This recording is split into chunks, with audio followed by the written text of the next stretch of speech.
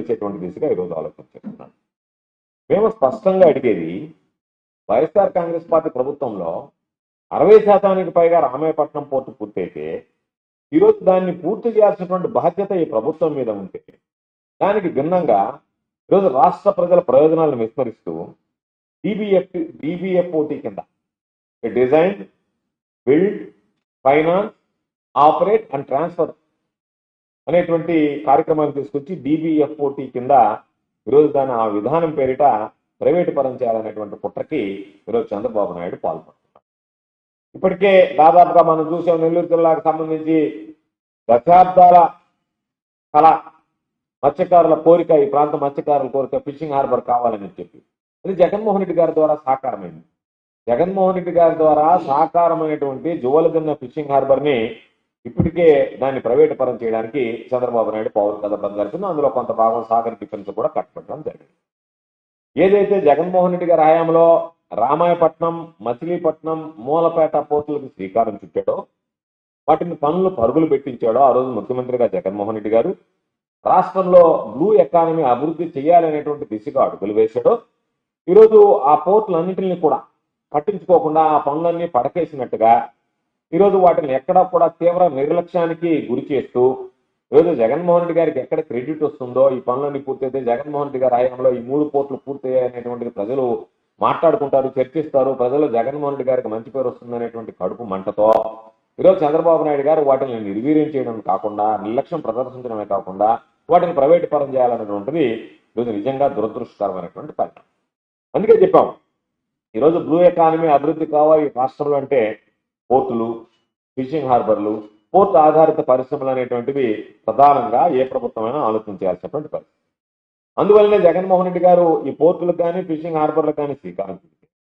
ఈరోజు చంద్రబాబు నాయుడు వచ్చిన తర్వాత వాటన్నిటిని ఒక్కొక్కటిగా ప్రైవేటు పరం చేసి సొమ్ము చేసుకోవాలనేటువంటి ఆలోచన చేసి తన స్వలాభం, తన స్వార్థ ప్రయోజనాల కోసం ఆలోచన చేస్తున్నారు తప్ప రాష్ట్ర ప్రజల ప్రయోజనాన్ని, రాష్ట్ర ప్రజల ఆస్తుల్ని ఈరోజు పప్పు బెల్లాలు పంచినట్టుగా పనిచేసి చేతులు దులుపుకునేటువంటి పరిస్థితి ఏర్పడింది. అందుకనే ఈరోజు ఏదైతే ఒక బృహత్తరమైనటువంటి లక్ష్యంతో తీర ప్రాంతాల అభివృద్ధి ఉండాలా, దానితో పాటు మత్స్యకారులకు అండగా నిలవాలనేటువంటి లక్ష్యంతో జగన్మోహన్ రెడ్డి గారు ఆ రోజు ఈ పోర్టులకు సంబంధించినటువంటి శ్రీకారం చుట్టే, చంద్రబాబు నాయుడు ఇప్పుడు దాన్ని స్వాహా చేయడానికి ఆ విధానాన్ని మొత్తం సర్వనాశనం చేస్తూ ఈరోజు ఒక పక్క ప్రజల్లో తీవ్రమైనటువంటి వ్యతిరేకత వ్యక్తమవుతున్నా సరే వాటిని ఏమీ పట్టించుకోకుండా తన దారిని తాను ముందుకెళ్లాలనేటువంటి నిర్ణయం తీసుకోవడం ఈ సర్కారు బరితెగింపుకి ఇది పరాకాష్ఠగా భావించాల్సినటువంటి పరిస్థితి ఏర్పడింది. అందుకని చెప్తున్నాం, వైఎస్ఆర్ కాంగ్రెస్ పార్టీ ప్రభుత్వంలో దాదాపు 60% పనులు పూర్తయినటువంటి రామాయపట్నం పోర్టులను పక్కన పెట్టి చంద్రబాబు నాయుడు ప్రభుత్వం ఈరోజు ఏకంగా ప్రైవేటీకరణ చేయాలనేటువంటి ఆలోచన చేయడం వెనక మీకు ఉన్నటువంటి ఉద్దేశం ఏమిటనేటువంటిది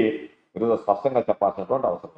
ఎందుకంటే ప్రజలకు సంబంధించినటువంటి ఆస్తుల్ని ఈ ప్రభుత్వం ఇష్టారీతిగా వ్యవహరిస్తుంది, ఇష్టారీతిగా అమ్మేస్తుంది అనేటువంటి చర్చ ఈరోజు జరుగుతున్నటువంటి నేపథ్యంలోనే ఈరోజు చంద్రబాబు నాయుడు మరలా ఈ రామాయపట్నం పోర్టును కూడా ఈరోజు DBFOT కింద దాన్ని కూడా విధానం కింద దాన్ని ప్రైవేటు వ్యక్తులకు కట్టబెట్టడానికి ఒక ఆలోచన చేశాడు. మనం చూసాం మెడికల్ కాలేజీ విషయంలో చంద్రబాబు నాయుడు ఏ విధంగా ప్రయత్నం చేశాడో. జగన్మోహన్ రెడ్డి గారు 17 మెడికల్ కళాశాలలు తీసుకొస్తే దాంట్లో 10 మెడికల్ కళాశాలలు అమ్మేయాలని చూశాడు. ఈరోజు దాని మీద ప్రజలందరూ కూడా తిరగబడ్డారు.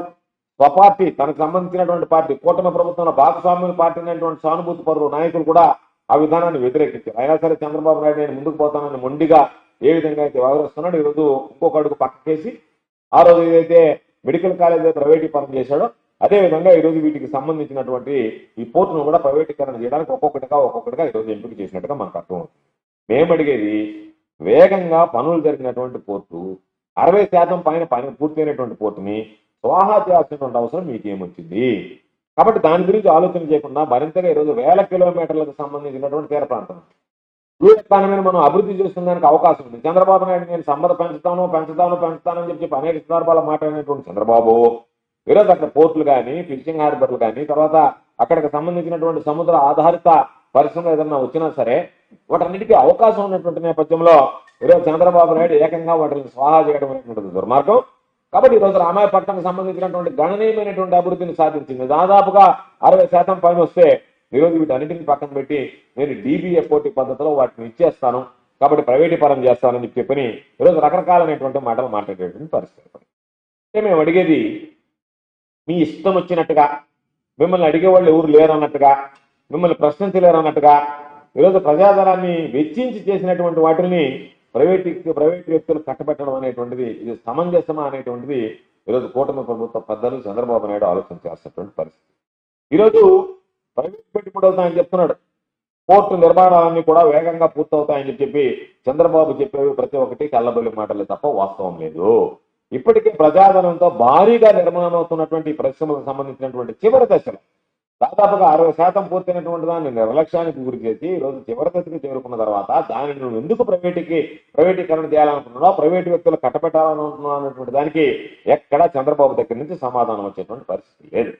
అందుకనే ఈరోజు మేము చెప్తున్నాం, రామాయపట్నం పోర్టు అనేటువంటిది భవిష్యత్తులో బ్రహ్మాండమైనటువంటిగా మేటిగా నిలిచేటువంటి పోర్టు. దాన్ని గుర్తించాడు కాబట్టి జగన్మోహన్ రెడ్డి గారు రామాయపట్నం పోర్టు అనేటువంటిది ఒక సాధారణ నిర్మాణం కాదు, ఇది భవిష్యత్తులో పారిశ్రామికంగా పెట్టుబడులు తీసుకురావడానికి కానీ, ఎగుమతులు చేయడానికి కానీ, ఉపాధి కల్పించడానికి కానీ, మత్స్యకారులకు సంబంధించినటువంటి జీవనోపాధి గురించి కానీ అన్నిటినీ ఆలోచన చేసి జగన్మోహన్ రెడ్డి గారి ప్రభుత్వం దాన్ని ప్రారంభించడం, దాన్ని అదేవిధంగా వేగవంతంగా పనులు కూడా పరుగులు పెట్టించడం జరిగింది.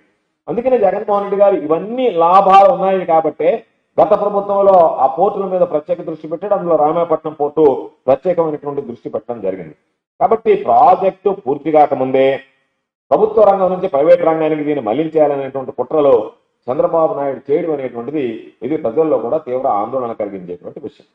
కాబట్టి మీకు ఈరోజు ఒక మాట చెప్పండి, మేము సొంతంగా అభివృద్ధి చేసేటువంటి సత్తా మాకు లేదని చెప్పదలుచుకున్నారా? మీరు ఈరోజు ప్రభుత్వం నిజంగా అభివృద్ధి చేయాలనుకుంటే గత ప్రభుత్వంలో దానికి సంబంధించినటువంటి నిధులు సమకూర్చారు, ప్రభుత్వం ఇవ్వాల్సినటువంటి ఈక్విటీ ఇచ్చింది, పవర్ ఫైనాన్స్ కార్పొరేషన్ ద్వారా మీకు రుణాలకు సంబంధించినటువంటి ఏర్పాటు జరిగింది. ఇంత జరిగినా దాన్ని పూర్తి చేయాల్సినటువంటి పరిస్థితిలో పూర్తి చేయకుండా అన్ని మీ చేతిలో ఉన్నా దీన్ని ఏదో ఒక విధంగా ప్రైవేటీకరణ చేయాలనేటువంటి మీ వెనక ఉన్నటువంటి దురుద్దేశం, ఒకటి మీరు దోచుకోవాలనేటువంటి ఆలోచన, రెండవది జగన్మోహన్ రెడ్డి గారికి మంచి పేరు రాకూడదనేటువంటి కుట్ర. దీనివల్లనే ఈరోజు మత్స్యకార ప్రజలకి, రాష్ట్ర ప్రజలకి మేలు జరిగేటువంటి ఈ పోర్టును మీరు ప్రైవేటీకరణ చేయడం ద్వారా వాళ్ళ ఆశల మీద నీళ్లు జరిగినటువంటి చందంగా తయారైందనేటువంటిది అర్థం చేసుకోవాల్సినటువంటి పరిస్థితి. కాబట్టి మీరు చెప్పండి, ఎంత ఖర్చు చేశారు, ఎంత పని పూర్తయింది, ప్రైవేటుకి సంబంధించినటువంటి దాంట్లో ఏ షరతులకు లోబడిస్తున్నారు, ప్రభుత్వానికి దాని ద్వారా వచ్చేటువంటి లాభం ఏంటి, ఈరోజు జగన్మోహన్ రెడ్డి గారు తీసుకున్నటువంటి నిర్ణయం ప్రకారం మీరు పూర్తి చేస్తే వచ్చేటువంటి నష్టం ఏంటి, ఈరోజు మీరు తీసుకున్నటువంటి నిర్ణయం ద్వారా ప్రభుత్వానికి వచ్చేటువంటి లాభం ఏంటి, ఇవన్నీ కూడా ప్రజలకు తెలియజేయాలి, ప్రజలకు చెప్పాల్సినటువంటి అవసరం ఉంది, మీకు బాధ్యత ఉంది. కాబట్టి ఈరోజు మీరు రామాయపట్నం పోర్టు ఒక్కటే కాదు, జువలకిన్న ఫిషింగ్ హార్బర్ చూసాం మనం, దానికి సంబంధించి ఏ విధంగా మీరు ప్రైవేటీకరణ చేస్తే చూసాం. పాపం అక్కడ ఉన్నటువంటి మత్స్యకారులు ఏ విధంగా అల్లాడుతున్నారు ఈరోజు కూడా చూసాం.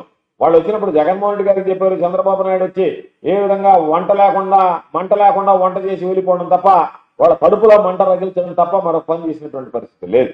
కాబట్టి జువలకిన్న ఫిషింగ్ హార్బర్ విషయంలో మత్స్యకారులు తీవ్రమైనటువంటి ఆందోళన చెందుతున్నటువంటి నేపథ్యంలో ఒక పక్క ప్రభుత్వం పెద్దగా పెట్టుబడులు రావాలని చెప్పి ఆలోచన చేస్తూ, మరోవైపు ప్రభుత్వంతో నిర్మించినటువంటి ఆస్తులన్నింటిని కూడా ఒక్కొక్కటిగా ఈరోజు ప్రైవేట్ వ్యక్తులకు దారాదత్తం చేయడం అనేటువంటిది ఇది దుర్మార్గమైనటువంటి విషయంగా ఈరోజు ప్రజలు కూడా భావించేటువంటి పరిస్థితి, ప్రతిపక్ష పార్టీగా మేము కూడా భావించేటువంటి పరిస్థితి ఉంది.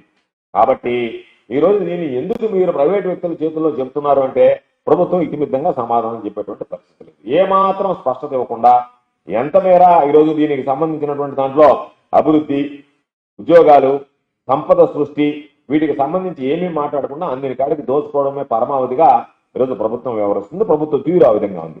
కాబట్టి ఈరోజు మేము అడిగేది, మీరు ఏదైనా సరే సంకుచితమైనటువంటి ఆలోచనలతో కేవలం తక్షణమే ఆర్థిక పరమైనటువంటి లాభాలు వస్తే చాలనుకుంటున్నారా, మీ స్వార్థ ప్రయోజనాల కోసం పనిచేస్తున్నారా అని ఆలోచించి దీర్ఘకాలిక ప్రయోజనాల కోసం మీరు ఆలోచన చేస్తున్నారా అనేటువంటిది స్పష్టంగా చెప్పాల్సినటువంటి అవసరం.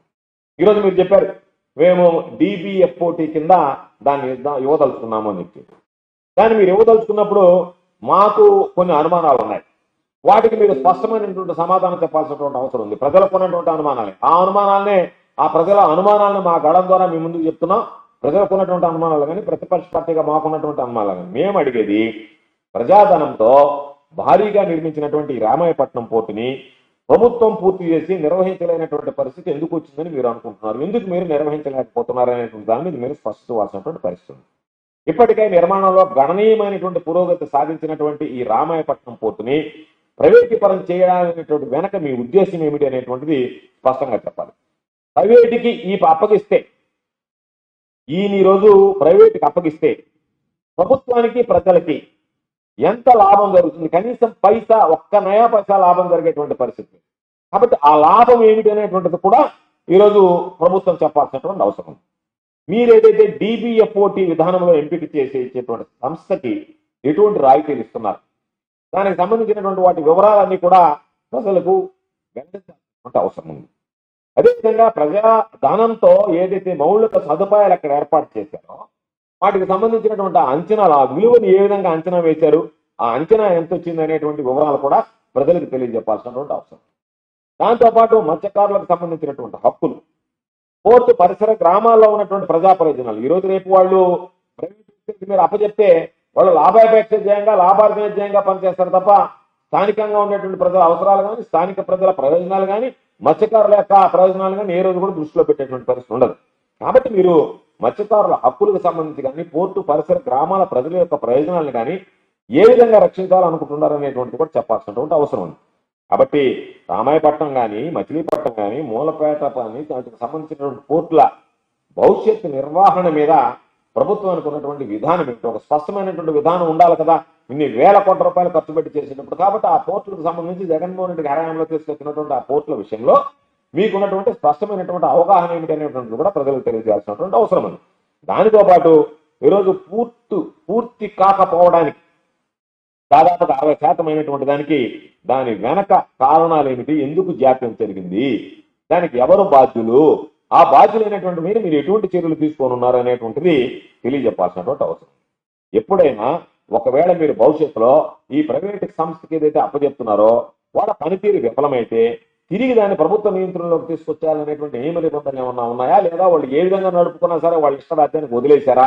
ఎందుకంటే ఈరోజు ప్రజాధనం దుర్వినియోగం అవుతుంది. ప్రజలకు సంబంధించినటువంటి ఆ ధనంతో ఈరోజు మౌలిక సదుపాయాలు అన్ని కల్పించినటువంటి రామాయపట్నం పోర్టు మేము ఏదో ఇచ్చేస్తాం, వాళ్ళ ఇష్ట ప్రకారం నడుపుకుంటారో నడుపుకోపోతారు అంటే ఇటు ప్రభుత్వ ధనం వృధా అవుతుంది, ప్రజల ధనం వృధా అవుతుంది. దానితో పాటు ప్రభుత్వానికి వచ్చేటువంటి ఆదాయాన్ని కోల్పోతున్నాం. అదేవిధంగా మత్స్యకారులకు సంబంధించి పరిసర గ్రామాలకు సంబంధించినటువంటి ప్రజల ప్రయోజనాలు పణంగా పట్టేటువంటి పరిస్థితి ఏర్పడింది. కాబట్టి వాళ్ళు ఒకవేళ విఫలం అయితే మరలా ప్రభుత్వ నియంత్రణకు తీసుకొచ్చేటువంటి విధానాన్ని మీరు ఏదైనా పరిశీలించారా? దీనితో పాటు ప్రజల ఆస్తులపై ఇలాంటి కీలకమైనటువంటి నిర్ణయం ముందు కనీసం ప్రజాభిప్రాయం సేకరించాలి, లేదా మీరు చట్టసభలోనే చర్చ పెట్టాలి.